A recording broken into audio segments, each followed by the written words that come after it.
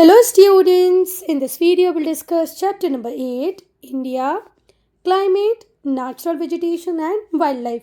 बेटा इस वीडियो में हम डिस्कस करेंगे इंडिया के क्लाइमेट को, नेचुरल वेजिटेशन को और वाइल्ड लाइफ को। बेटा किसी भी कंट्री का नेचुरल वेजिटेशन और वाइल्ड लाइफ डिपेंड करता है उसके क्लाइमेट पे, ठीक है। सोनली क्लाइमेट ही वो फैक्टर है जो डिसाइड करता है कि भाई आपकी कंट्री में किस टाइप के ट्रीज़ अवेलेबल होंगे, कौन सा एनिमल अवेलेबल होगा। अगर हम एटेकामा डेजर्ट की बात करें तो क्या वहाँ पर पेंगुइन्स हो सकती हैं? बिल्कुल नहीं। अगर हम बात करें एंटार्क्टिक रीजन की तो वहाँ पर क्या कैमल हो सकते हैं? बिल्कुल भी नहीं। सो ये टोटली किसी भी कंट्री के क्लाइमेट पे डिपेंड करेगा कि वहाँ पर कौन से एनिमल्स होंगे, कौन से ट्रीज़ होंगे, कौन से प्लांट्स होंगे।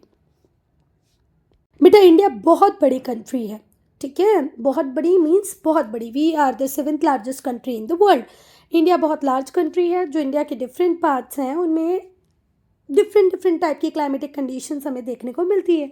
थार डेजर्ट को देखते हैं तो वो एरिड रीजन है, नाइट टेम्परेचर कम होता है, डे टेम्परेचर बहुत हाई होता है।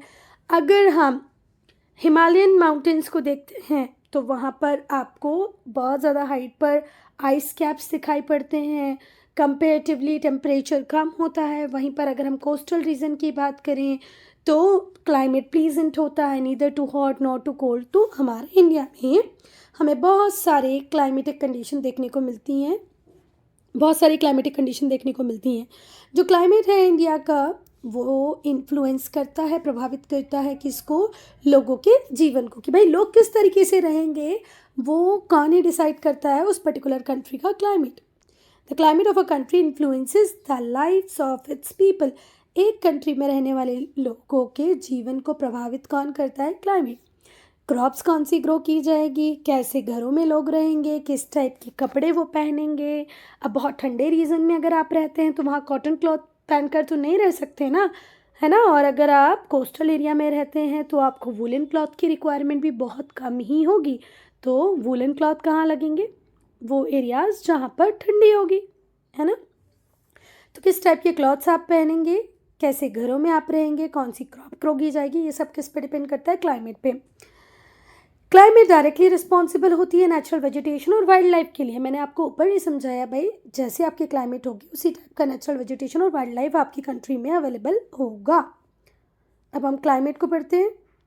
अगर हम इंडिया के क्लाइमेट की बात करें, जो इंडिया का क्लाइमेट है वो है tropical monsoon type of climate. अगर आपसे कोई पूछता है इंडिया का क्लाइमेट कैसा है तो आप सिर्फ इतना भी बोलेंगे ना कि मॉनसून टाइप ऑफ क्लाइमेट है तो भी ओके है, पर अगर ट्रॉपिकल लगा देते हैं तो बिल्कुल एग्जैक्ट हो जाएगा।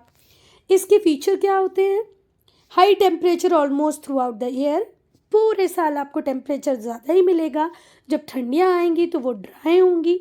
अब हम लोगों को प्रॉब्लम होती है ना कि यार ठंडियों में हमें मॉइस्चराइज़र लगाना पड़ता है। वो मॉइस्चराइज़र क्यों लगाना पड़ता है? क्योंकि उस टाइम में जो विंड्स होती हैं वो ड्राई हो जाती हैं, तो ड्राई विंटर्स मिलेगी इंडिया में, क्योंकि इंडिया का climate monsoon type of climate है और पूरा साल टेम्परेचर बहुत ज़्यादा हाई रहेगा। हम लोग देखते हैं सीजनल रिवर्सल होता है विंड का, है ना। हवाएं एक टाइम में ऐसी बहती हैं और एक टाइम में ऐसी बहती हैं। जब मॉनसून आना होता है, अच्छा ऐसे समझ में नहीं आया तो ध्यान से सुनो, जब मॉनसून आता है तो हवाएं इस तरीके से इंडिया में बहती हैं, है ना, साउथ से नॉर्थ की तरफ। पर जब मॉनसून जा रहा होता है तो विंड रिवर्स कैसे होती है? हवाएं इस तरीके से बहने लगती हैं, इस डायरेक्शन में आने लगती हैं, मतलब नॉर्थ से साउथ की तरफ चलने लगती हैं। हम पढ़ेंगे क्लाइमेटिक कॉन्ट्रास्ट। क्लाइमेटिक कॉन्ट्रास्ट का मतलब क्या है बेटा? क्लाइमेटिक कॉन्ट्रास्ट का मतलब ये है कि एक हमारे इंडिया में थार डेजर्ट भी है जहाँ पर रेनफॉल होती ही नहीं है, या होती है तो बहुत कम होती है। दूसरी तरफ हमारे पास मेघालय, मिजोरम है जहाँ पर बहुत ज़्यादा बारिश होती है। मौसम चेरापूंजी तो ऐसे एरिया है इंडिया के जहाँ वर्ल्ड की मैक्सिमम रेनफॉल होती है। तो ये कॉन्ट्रास्ट हो गया ना। यहाँ पर हमेशा मॉडरेट क्लाइमेट रहता है। और अगर हम हिमाचल चले जाएं, या हिमाचल छोड़ दो, कहाँ पहुँच जाओ आप? हिमालय पहुँच जाओ, है ना, तो वहाँ पर आपको हमेशा ठंडियाँ मिलेंगी। हिमालय के 3 डिवीज़न को हम पढ़ते हैं ना, हिमाद्री, हिमाचल, शिवालिक। तो जब आप हिमाचल या शिवालिक पे होते हो तो आपको हमेशा ठंडियाँ मिलती हैं। वैसे ही अगर आप कोस्टल एरिया पे होते हो तो आपको प्लीजेंट, मतलब neither too hot not too cold type climate मिलता है।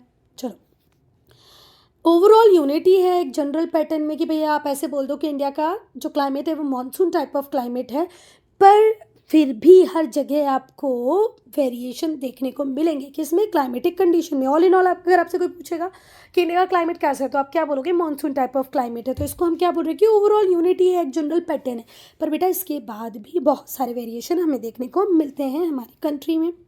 क्यों देखने को मिलते हैं भाई, क्योंकि हमारी कंट्री का लैटिट्यूडनल एक्सटेंट बहुत बड़ा है, ठीक है, और इसीलिए हमारे पास बहुत सारे लैंड फॉर्म फीचर्स हैं। अब लैटिट्यूडनल एक्सटेंट क्या होता है, पहले तो देखो ये अर्थ है, अर्थ में इक्वेटर के पैरेलल चलने वाली lines, east to west run करने वाली लाइंस को हम बोलते हैं लैटिट्यूड्स, और नॉर्थ टू साउथ चलने वाली लाइनों को हम बोलते हैं लॉन्गिट्यूड्स, ठीक है। तो जो लैटिट्यूड्स होते हैं इनसे ही क्या डिसाइड होता है बेटा, टेम्परेचर जोन। क्या डिसाइड होता है लैटिट्यूड से, टेम्परेचर जोन। हमारे इंडिया की लैटिट्यूडनल एक्सटेंट अच्छी खासी है, इसीलिए हमें बहुत सारे लैंडफॉर्म फीचर्स देखने को मिलते हैं। देखो ये रहा हमारा इंडिया, मैं कश्मीर तक बना पाऊँ नहीं बना पाऊँ, यहाँ से स्टार्ट होता है। तो ये 8 डिग्री 4 मिनट से स्टार्ट होता है, कितने से, 8 डिग्री 4 मिनट से स्टार्ट होता है, और 37 डिग्री कुछ मिनट पे ये ख़त्म होता है। तो कितने सारे लैटिट्यूड्स आ जाते हैं, इसी वजह से हमें बहुत सारे वेरिएशन इंडिया के क्लाइमेट में देखने को मिलते हैं। फिर से एक बार लैटिट्यूडनल एक्सटेंट क्या बताई हमने कि यहाँ पर हमारा इंडिया 8 डिग्री 4 मिनट से स्टार्ट होके ख़त्म कितने पे हो रहा है बेटा, ये 37 डिग्री 6 मिनट पे, ठीक है। तो बहुत बढ़िया लैटिट्यूडनल एक्सटेंट हमारे पास अवेलेबल है, और इसी वजह से बहुत सारे क्लाइमेट के फीचर्स हमें इंडिया में देखने को मिलते हैं। इंडिया के कुछ प्लेसेस बहुत ज़्यादा हॉट हैं जैसे थार डेजर्ट, कुछ एरिया बहुत ज़्यादा कोल्ड है जैसे कि हिमाद्री। जो कोस्टल एरियाज़ हैं जैसे मुंबई, कोची, यहाँ पर मॉडरेट क्लाइमेट रहता है, neither too hot not too cold, हमेशा टेम्परेचर एक ही रेंज में रहता है। यहाँ पर हमें बहुत कम डिफरेंस देखने को मिलता है समर्स में और विंटर्स में। अगर हम बीच वाले एरिया की बात करें, यूपी की बात करें, एमपी की बात करें, तो यहाँ पर क्या होता है बेटा, ठंडियाँ उतनी ही ठंडी होती हैं और गर्मियाँ उतनी ही गर्म। यूपी, एमपी, बिहार, छत्तीसगढ़, यहाँ पर क्लाइमेट कैसा होता है, ठंडियाँ बहुत ज़्यादा ठंडी, गलाने वाली ठंडी, गर्मियाँ बहुत गर्म, जलाने वाली गर्मी। जबकि कोची, मुंबई, ये ऐसे एरियाज़ हैं जहाँ ना ही तो एक्सट्रीम में गर्मी होती है ना ही तो एक्सट्रीम में ठंडी। बेटा यहाँ पर थोड़ा सा ध्यान दे के पढ़ना, क्योंकि ये क्वेश्चन एग्जामिनर का, टीचर्स का फेवरेट होता ही है। बस क्वेश्चन को हमेशा पूछते हैं कि write down the factors affecting climate, है ना। तो पहला फैक्टर होता है लैटिट्यूड। किसी भी कंट्री को अफेक्ट करने वाले फैक्टर्स सेम ही होते हैं, है ना। तो पहला फैक्टर है लैटिट्यूड। हमारे इंडिया को 2 पार्ट में डिवाइड करती है tropic of cancer. Tropic of cancer India को 2 पार्ट्स में डिवाइड करती है, इंडिया के 8 स्टेट से गुजरती है।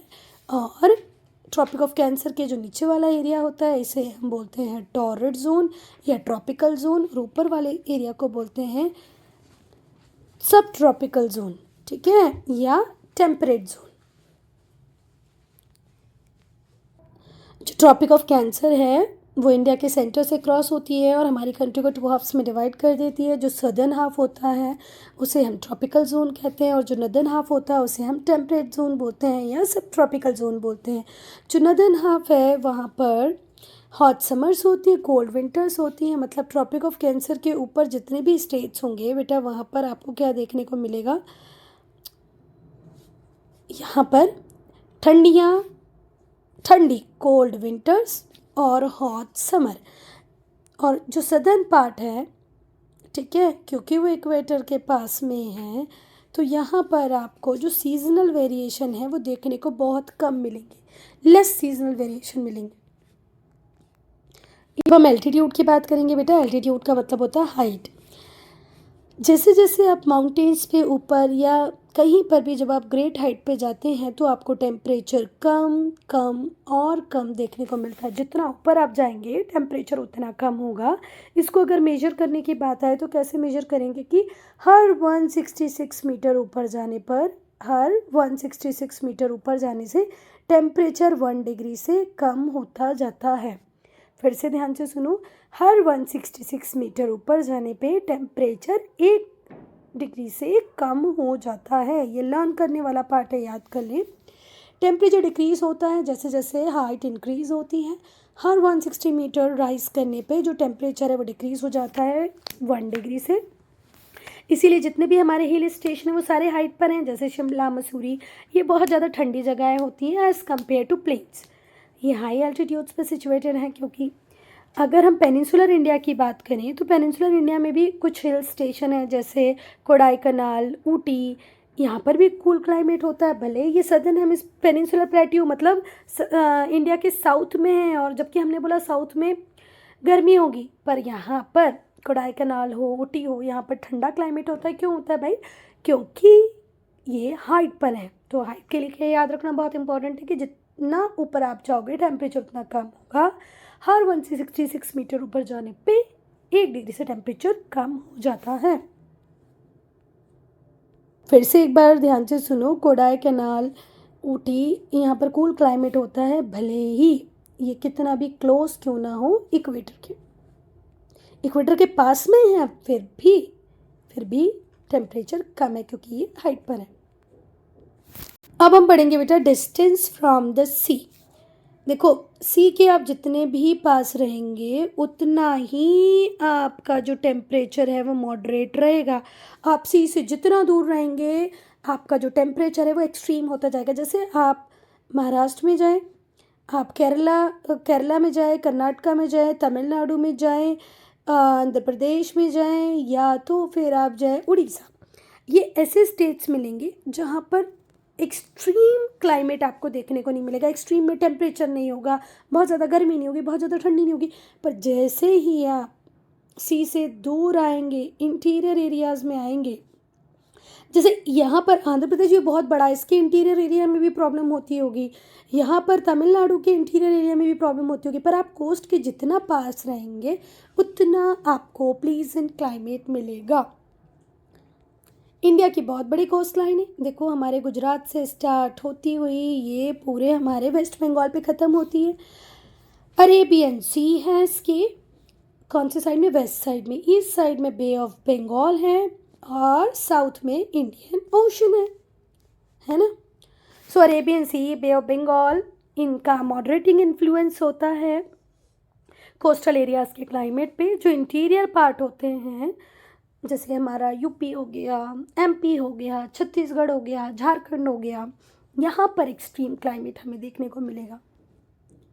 अब हम हिमालयाज़ की बात करेंगे तो जो माउंटेन्स हैं वो क्लाइमेटिक डिवाइड की तरह काम करते हैं। इंडियन सब कॉन्टिनेंट को रेस्ट ऑफ एशिया से अलग कर देते हैं, है ना। ये बैरियर है। किसके लिए बैरियर है बेटा? देखो, ये रहा हमारा हिमालयन माउंटेन, ठीक है। और ये वाला जो एरिया है आर्कटिक रीजन है, साइबेरियन रीजन है, यहाँ से बहुत ठंडी हवा इंडिया में आकर के इंडिया को फ्रीज कर सकती थी, पर उन ठंडी हवाओं को हमारे हिमालय ने यहीं रोक दिया है कि भाई तुम रुको, हमारे इंडियंस को परेशान मत करना। सो जो माउंटेन्स हैं वो क्लाइमेटिक डिवाइड की तरह काम करते हैं। ये इंडिया को सेपरेट कर देते हैं, इंडियन सब कॉन्टिनेंट को सेपरेट कर देते हैं एशिया से। ये बैरियर की तरह काम करते हैं। किसके लिए बैरियर है ये? बिटरली कोल्ड विंड्स जो कहाँ से आ रही थी? आर्कटिक रीजन, साइबेरियन रीजन से, ये इंडिया में आ नहीं पाती हैं। और इवन चलो अभी तो ये देखा कि, अरे यार एक मिनट बेटा, यहाँ से आने वाली ठंडी हवाओं को भी रोक दिया और यहाँ से जाने वाली जो मॉनसून वाली हवाएं थी उन्हें भी इंडिया में ही रोक दिया। अब देखो, यहाँ पर माउंटेन है तो ये जो मॉनसून एयर्स हैं, मानसून वाली हवाएं हैं, मॉनसून विंड्स हैं, ये भी अब साइबेरियन रीजन नहीं जा पाएंगे, रशिया नहीं जा पाएंगे। क्यों? क्योंकि माउंटेनियों ने यहीं रोक लिया, हिमालय ने यहीं रोक लिया। अब ये यहीं पर बारिश दे देंगी तो हमें बारिश मिल जाएगी, नहीं तो ये मानसूनी हवाएं भी सीधी सीधी पता नहीं कहाँ चली जाती और हमें बारिश नहीं मिलती, और ठंडी हवाएं इंडिया में आती रहती। तो दोनों तरीके से हिमालय ने अच्छा काम किया है। पहला, हमारे इंडिया में मानसून विंड्स को रोका है, और इंडिया में आर्कटिक रीजन से आने वाली ठंडी हवाओं को भी रोका है। इन्हें इंडिया से बाहर नहीं जाने दिया और इन्हें इंडिया में नहीं आने दिया। मॉनसून विंड इंडिया में ही रहती हैं तो वो अपने मॉइस्चर को इंडिया में ही शेड करती हैं और हमें क्या देती हैं? रेनफॉल। अब हम मॉनसून विंड्स की बात करेंगे तो हम हमारे इंडिया में देखते हैं कि हमें सीजनल विंड्स देखने को मिलती हैं, और ये सीजनल विंड ही रिस्पॉन्सिबल होती हैं इंडिया में रेन के लिए। जो साउथ वेस्ट मानसून है वो हैवी रेन लाता है इंडिया के डिफरेंट पार्ट में, कब से कब तक? जून से सितंबर तक। और जो नॉर्थ ईस्ट मानसून था वो रेनफॉल लाता है कोस्टल एरिया में। तमिलनाडु में विंटर में रेनफॉल होती है और बाकी पूरे इंडिया में जून टू सितंबर।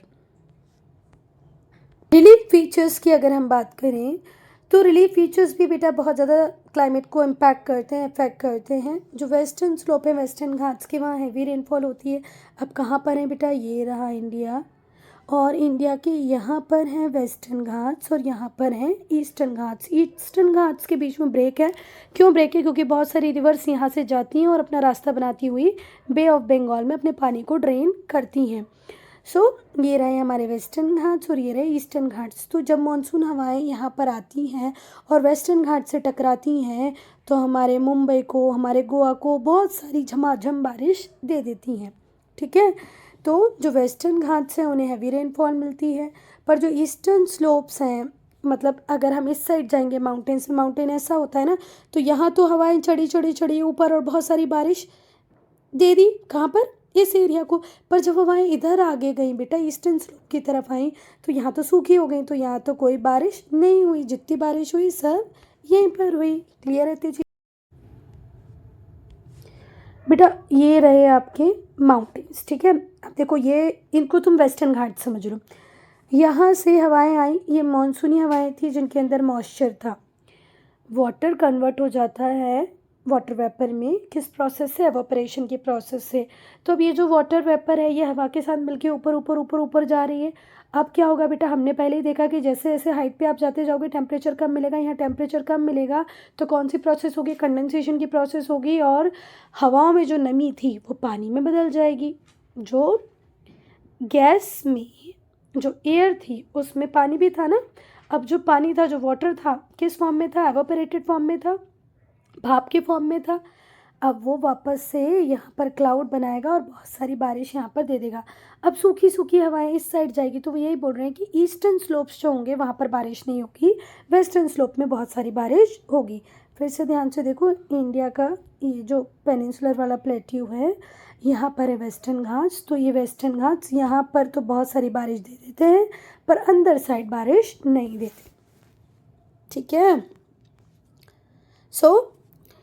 जो वेस्टर्न घाट से वो हैवी रेनफॉल इन्हें मिल जाती है, पर जो वेस्टर्न घाट के ईस्टर्न स्लोप से वहाँ पर बहुत कम बारिश होती है क्योंकि वो रेन शेडो एरिया में आते हैं। रेन शेडो एरिया किसको बोलते हैं? ये वाला जो एरिया होगा यहाँ पर बहुत बारिश होगी। जहाँ पर जिस एरिया में बारिश नहीं होती उसे बोलते हैं रेन शेडो एरिया, क्योंकि रेन शेडो एरिया, क्योंकि यहाँ पर सूखी सूखी हवाएं जाती हैं ना, बारिश तो यहाँ पर दे देती हैं। इसको बोलते हैं, क्या बोलते हैं बेटा? रेन शेडो एरिया, कि भाई यहाँ पर रेन बहुत कम होगी। जो वेस्टर्न राजस्थान है उससे तो बहुत ही कम बारिश मिलती है। क्यों? क्योंकि जो अरावली रेंज है ये मानसून हवाओं को रोकती ही नहीं है। अगर मैं राजस्थान, ये गुजरात है और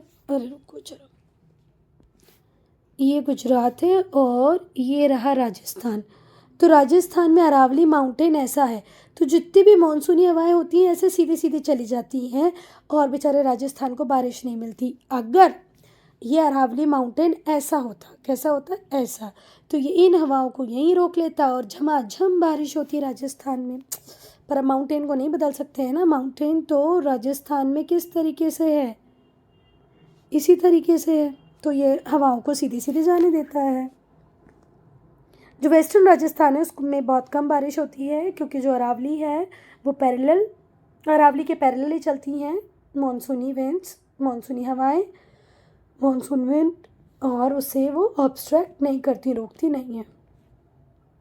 अब यहाँ पर चेक पॉइंट पढ़ लेते हैं हम। Which of the following places has moderate climate, तो हमने बोला ओशन के पास, सी के पास जो एरियाज़ रहेंगे वहाँ पर मॉडरेट क्लाइमेट होगा। तो दामन एंड दीव, ये तो क्या आइलैंड्स हैं, तो यहाँ पर होगी कैसी, मॉडरेट क्लाइमेट। ठीक है। दूसरा, north east monsoon bring rain to coastal in winter, कहाँ पर होती है, तमिलनाडु में। कोस्टल तमिलनाडु, तमिलनाडु एक ऐसा स्टेट है इंडिया का जहाँ पर ठंडियों में बारिश होती है। जो ईस्टर्न स्लोप्स है वेस्टर्न घाट्स के, उन्हें लो रेनफॉल मिलती है क्योंकि वो किस में है, रेन शेडो एरिया में। क्लियर है। Next, temperature increases with the increase in height, बिल्कुल गलत बात है ये, तो इसमें आएगा false.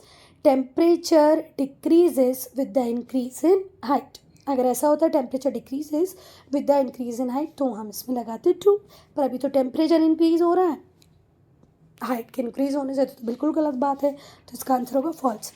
Kodaikanal is a hill station in the Himalaya, बिल्कुल गलत, बिल्कुल गलत, इसका आंसर क्या है, फॉल्स। कोडाई कैनाल हिमालय में तो नहीं है। हम पढ़ेंगे अब इंडिया के मेन सीज़न। तो इंडिया में 4 मेन सीज़न होते हैं, आपको बचपन से पढ़ाए गए, विंटर, समर, मानसून और रिट्रीटिंग मानसून। अब कुछ बच्चे होते हैं जब हम लोग क्लास में पढ़ाने जाते हैं, मैडम यहाँ पर स्प्रिंग क्यों नहीं है, यहाँ पर ऑटम क्यों नहीं है, तो नहीं है भाई, नहीं है। मेन 4 सीज़न कौन से ही हैं, एक विंटर है, एक समर है, एक मानसून है और एक दूसरा रिट्रीटिंग मानसून है। हम पहले विंटर सीज़न को पढ़ेंगे। तो विंटर सीज़न को आप लोगों को पढ़ाने की ज़रूरत है कि आप सबको पता है कि ईयरली दिसंबर से चालू होता है, फरवरी तक चलता रहता है। जनवरी सबसे ठंडा महीना होता है, सबसे कोल्डेस्ट मंथ कौन सा होता है, जनवरी। जो एवरेज टेम्परेचर होता है पेनिनसुलर इंडिया का, वो ठंडियों में 25 डिग्री तक जाता है, और जो नदर्न प्लेन्स होते हैं वहाँ पर टेम्परेचर 10 से 15 डिग्री सेल्सियस के बीच में कहीं पर भी होता है। इस सीज़न में टेम्परेचर के कम होने की वजह से टेम्परेचर होता है लो, तो हाई प्रेशर एरिया डेवलप हो जाता है नदर्न प्लेन्स पे, और जो वाटर बॉडीज़ होती हैं उनमें होता है low pressure as they are comparatively warm. ज़मीनें जल्दी ठंडी हो जाती हैं, तो ज़मीन के ऊपर है ना लो टेम्परेचर की वजह से हाई प्रेशर एरिया डेवलप हो जाता है, पर वहीं पर वाटर बॉडीज़ में लो प्रेशर रहता है। ज़मीन पे हाई प्रेशर रहेगा पर वाटर बॉडीज़ में लो प्रेशर रहेगा। क्यों रहेगा, क्योंकि अभी वाटर बॉडी कंपेरेटिवली गर्म है। अगर गर्म है तो ऑब्वियसली बात है हवाएं गर्म होंगी, ऊपर की तरफ चली जाएंगी और लो प्रेशर क्रिएट करेंगी। और बेटा ये बात हमेशा ध्यान रखना कि हमेशा जो हवाएं होती हैं वो लो प्रेशर से हाई प्रेशर की तरफ ही चलती हैं, या लो प्रेशर यहाँ हुआ, हाई प्रेशर यहाँ हुआ तो यहाँ से यहाँ चलेंगी। अगर हाई प्रेशर यहाँ पर है, लो प्रेशर यहाँ पर है, तो यहाँ से यहाँ चलेंगी। ठीक है। हाई प्रेशर से लो प्रेशर की तरफ ही हवाएं चलती हैं। एक बात आप क्या याद रखना है, हवाएं हमेशा हाई प्रेशर से लो प्रेशर की तरफ ही चलती हैं, याद रहेगा। ऐसा क्यों होता है ये भी समझो कि क्यों हवाएं हमेशा हाई प्रेशर से लो प्रेशर की तरफ चलती हैं। लो प्रेशर में होता है टेम्परेचर बहुत ज़्यादा हाई, और जहाँ हाई प्रेशर है वहाँ टेम्परेचर होता है लो। क्योंकि टेम्परेचर लो है तो हवाएं गर्म नहीं हो रही, तो वो ज़मीन के आसपास ही होंगी। पर जहाँ पर टेम्परेचर हाई होगा वहाँ जो लैंड एरिया होगा, वाटर बॉडी होगी, जो भी कुछ होगा वो जल्दी से गर्म हो जाएगा, और उसके ऊपर की जो हवाएं होंगी वो भी गर्म हो जाएंगी, तो वो ऊपर की तरफ चली जाएंगी। अब वो ऊपर की तरफ चली गई हैं तो यहाँ पर क्या क्रिएट हो जाएगा, लो प्रेशर। तो हवाएं हमेशा कहाँ से कहाँ चलती हैं बेटा, हाई प्रेशर से लो प्रेशर की तरफ चलती हैं। ये जो वैकेंसी क्रिएट हो गई क्योंकि हवाएं ऊपर की तरफ चली गई, उनको ये हाई प्रेशर विंड पूरा करेंगे। Light off shore wind blows out from this high pressure area, high pressure area से हवाएं चलना चालू होंगी। Since this wind blow from land they are dry, क्योंकि ये ज़मीन से चल रही हैं तो ये कैसी होंगी, ड्राई। पर जब हमारी मानसून रेन आती है, मानसून विंड आती है, सॉरी मानसून विंड आती है, तो ये सी से आ रही है, तो ये कैसी होती है, मॉइस्चर वाली होती है। पर अभी उल्टा हो रहा है, अब यहाँ ज़मीन से हवाएं इसकी तरफ जा रही हैं, तो ये हवाएं कैसी होंगी, सूखी सूखी। तभी तो ये हमारे स्किन को में क्रैक ले आती हैं। ऐसा होता है ना कि भाई बार बार मॉइस्चराइज़र लगाओ, है ना। क्यों होता है? क्योंकि हवाएं सूखी होती हैं। तो फिर से ओशन से जो हवाएं मॉनसूनी विंड इंडिया में आती हैं उनके अंदर मॉइस्चर कंटेंट होता है, ठीक है। पर ज़मीन से जो ओशन की तरफ, सी की तरफ जो एयर चल रही है वो ड्राई हैं, क्योंकि ये हवाएं ज़मीन से चलती हैं तो ड्राई होती हैं। स्काई इस टाइम में बिल्कुल क्लियर होता है, सन ब्राइट होता है, ह्यूमिडिटी बहुत कम होती है। जो नदर्न इंडिया होता है वहाँ पर कहीं की जगह हम लोग देखते हैं कि लाइट रेनफॉल हो जाती है विंटर्स के टाइम पे। किसकी वजह से? साइक्लोनिक स्टॉर्म्स की वजह से, जो कहाँ आए हुए होते हैं? मेडिटेरेनियन सी में। ये रहा अफ्रीका, और अफ्रीका के ऊपर है मेडिटेरेनियन सी, और ये रहा हमारा येमेन, ओमान, सऊदी अरेबिया, और ये रहा हमारा इंडिया। तो ये जो मेडिटेरेनियन सी से साइक्लोनिक स्टॉर्म्स आते हैं, इसकी वजह से कई बार हम देखते हैं कि ठंडियों में बारिश हो जाती है इंडिया में। ये जो विंड्स होती हैं इन्हें हम कहते हैं वेस्टर्न डिस्टर्बेंस या वेस्टर्न साइक्लोनिक डिस्टर्बेंसेस। इसकी वजह से कभी कभी स्नोफॉल भी होता है ना। हिमालयन रीजन में, नदर्न इंडिया में कोल्ड वेव आने लग जाती है। पंजाब और हरियाणा में तो कितनी बार ऐसा भी होता है कि इनकी वजह से रेनफॉल हो जाती है, पर वो रेनफॉल वीट के लिए बहुत अच्छी भी मानी जाती है। पंजाब हरियाणा में रेनफॉल होती है वेस्टर्न डिस्टर्बेंस की वजह से, और ये वीट के कल्टीवेशन में हेल्प करती है। जो कोरोमंडल कोस्ट है बेटा तमिलनाडु का, उसे रेनफॉल मिलती है विंटर में, जिसे कौन लाती हैं? नॉर्थ ईस्ट मॉनसून विंड लाती हैं। ये prevailing north east trade winds होती हैं जो मॉइस्चर को पिकअप कर लेती हैं जब ये बे ऑफ बंगाल के ऊपर से आ रही होती हैं। अब कुछ समझ में नहीं आए ना? फिर से ध्यान से देखो। ये इस तरीके का जब तुम मैप देखोगे ना इंडिया का, अभी देखना बेटा, मैं उतना एक्यूरेट नहीं बना पाऊँगी, इस तरीके से देखना, ऐसा मैप है, ठीक है। तो अब ठंडियों का टाइम चल रहा है, तो हवाओं की डायरेक्शन ये तो नहीं होगी। ये डायरेक्शन तो कब होती है? जब मानसून आता है, बारिश आती है। अभी ठंडियाँ हैं, अभी ये मानसूनी हवाएं वापस जा रही हैं। तो यहाँ पर क्या है? बे ऑफ बंगाल, यहाँ पर पानी है ना, पानी। तो ये हवाएं यहाँ से पानी को उठाएंगी, पानी मतलब वाटर जो एवापोरेट होगा उसको उठाएंगे, और यहाँ पर तमिलनाडु में बारिश दे देंगी, कोस्टल एरिया में बारिश दे देंगी। आया समझ में? देखो, जब मानसून आता है तो हवाएं ऐसे चलती हैं, पर जब मानसून जा रहा होता है, जब ठंडियों का टाइम होता है, तो हवाएं रिवर्स चलने लगती हैं, उल्टी चलने लगती हैं। अब इंडिया का मैप थोड़ा सा ऐसे आप लोग देखना, ऐसा है। ये हवाएं चुपचाप अपना जा रही थी, पर यहाँ पर उनको बे ऑफ बंगाल से मॉइस्चर मिल गया, तो उन्होंने बारिश कर दी तमिलनाडु की कोस्ट पर। होप समझ में आया होगा। नहीं आया तो एक बार नेट पे बहुत सारे वीडियोस अवेलेबल है, उसमें देखना, ठीक है, जो कैसे वीडियोस होते हैं, animated videos. When they strike against the coastal Tamil Nadu, they shed their moisture। जैसे वो कोस्टल तमिलनाडु में पहुँचती है, अपने मॉइस्चर को शेड कर देती हैं, हैवी रेनफॉल देती हैं, और ये रेनफॉल वहाँ के राइस के लिए बहुत इंपॉर्टेंट है। Student, I am ending this video here only. If you have any doubt, any problem, to write in comment section.